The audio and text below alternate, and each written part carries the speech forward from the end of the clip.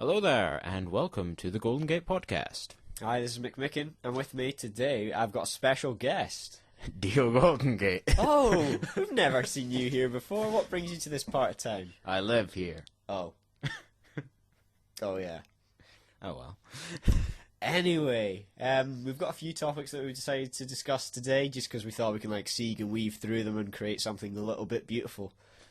Tapestry. A tapestry podcast. Yeah. Well, we're not going to do a tapestry podcast because no offense to tapists. Yeah. Tapisterists. I don't know, was there a movie called that maybe? I don't know. Let's talk about movies. Alright.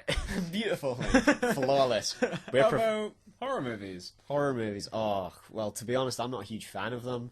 I mean, I can see why people like them because you get the adrenaline rush and the anticipation, all that kind of thing. But generally, I find them either I'm really jumpy, so I either don't like them or I find them just unbelievably shit. I think a lot of the time these days it's very much the horror genre is stuck in shock mode. Yeah. There's been 6 Saws now, and that's all. Oh no. Yeah, I don't.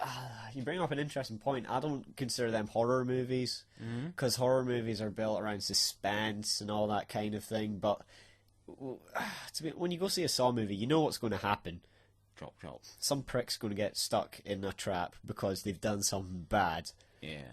And they might get out of it. And if they do, they're featured later on. And if they don't, then they're dead, obviously.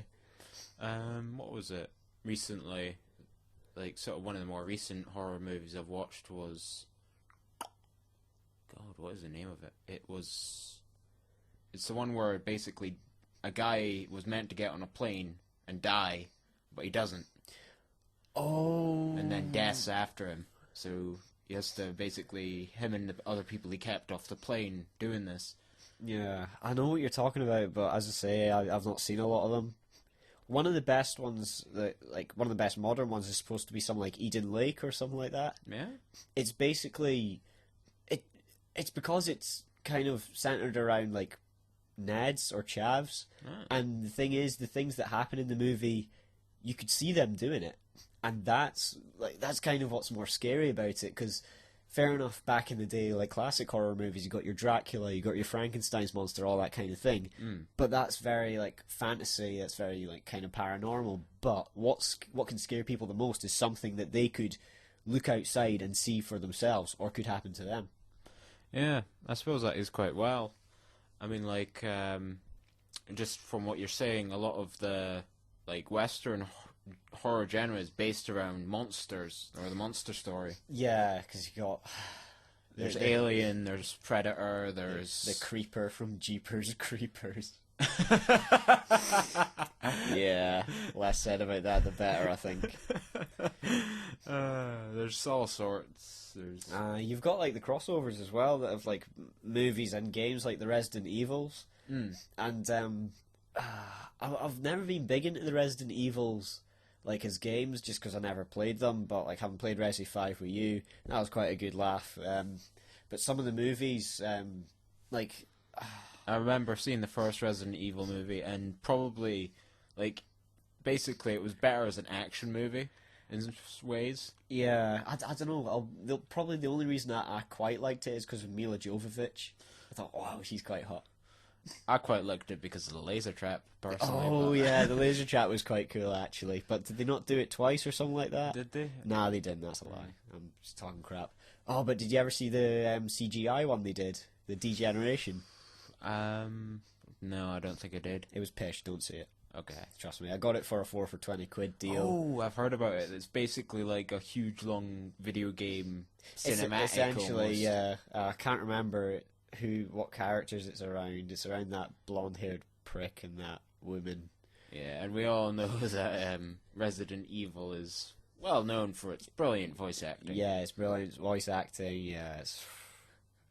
Again, just don't see it.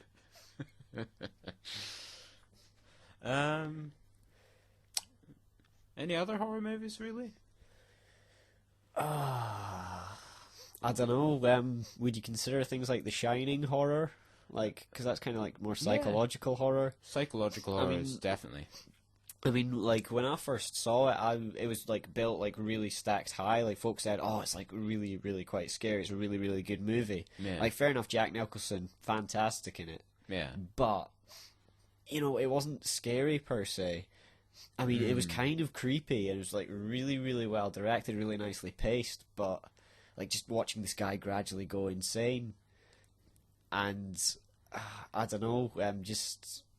It wasn't disappointing per se, but like I was expecting something different from what I got.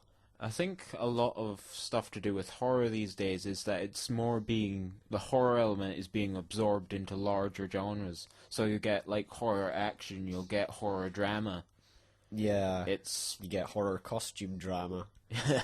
That's one is of my that Rocky Horror? kind of, yeah. I was more going along the lines of that book that someone like parodied. It was Pride and Prejudice and Zombies.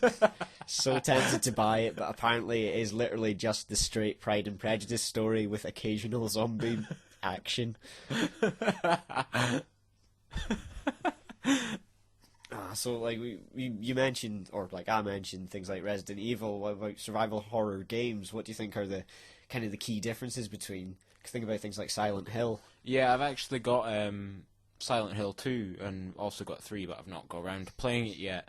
And I'd say there was two reels, like, it really depends on what market it's aimed for, because I find, like, the Western aimed, like, if it's aimed for America, it'll be zombies and monsters. Yeah.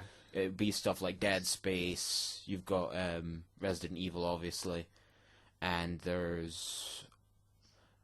God, I'll get back to it, but... Yeah, no problem.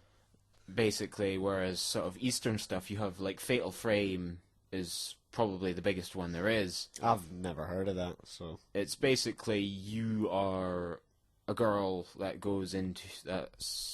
going after her sister, and all you have to defend yourself from the ghosts is a camera. So it's kind of like Luigi's Mansion, in a way. Right. So, except that you've got just this camera, and basically... what was it? It's the closer they are, the more effective, and you've got a limited amount of film. That's something that's definitely part of the survival part of it. Yeah, I think that's gone from a lot of like think about Resident Evil. It became pathetic after you get the unlimited ammo. I mean, I don't know. Silent Hill, like there's a new one out for the Wii. I know that basically you answer a few questions before you like start playing, and then it kind of creates like the game and the like horror elements around you. Like, and apparently like it feels like how you react in the remote, like when like a scare comes, like if you like shake quite violently, like you're really scared by it, it won't add more of them, but like there'll be one really big one. Oh. Which sounds like a good idea in theory, but it's on the Wii. Oh. So basically, it might be you flinching, but it also might be you trying to tell the Wii to do something. Yeah, it could also be you scratching your balls or something like that. Dear, oh dear. But yeah, as you mentioned, I think... Actually, no. I think definitely the Wii is the best for horror genre. You know why? Why? Because horror is all built around a feeling of powerlessness. Like, you go into a horror game, and you've got only so many bullets, and you don't know how many of those are going to hit. Exactly, And like, you can make a Wii game have theoretically perfect accuracy on every shot, but you're using a Wiimote. Exactly, yeah. That's probably one of the best crafted Wii jokes I've heard in a while. Well done.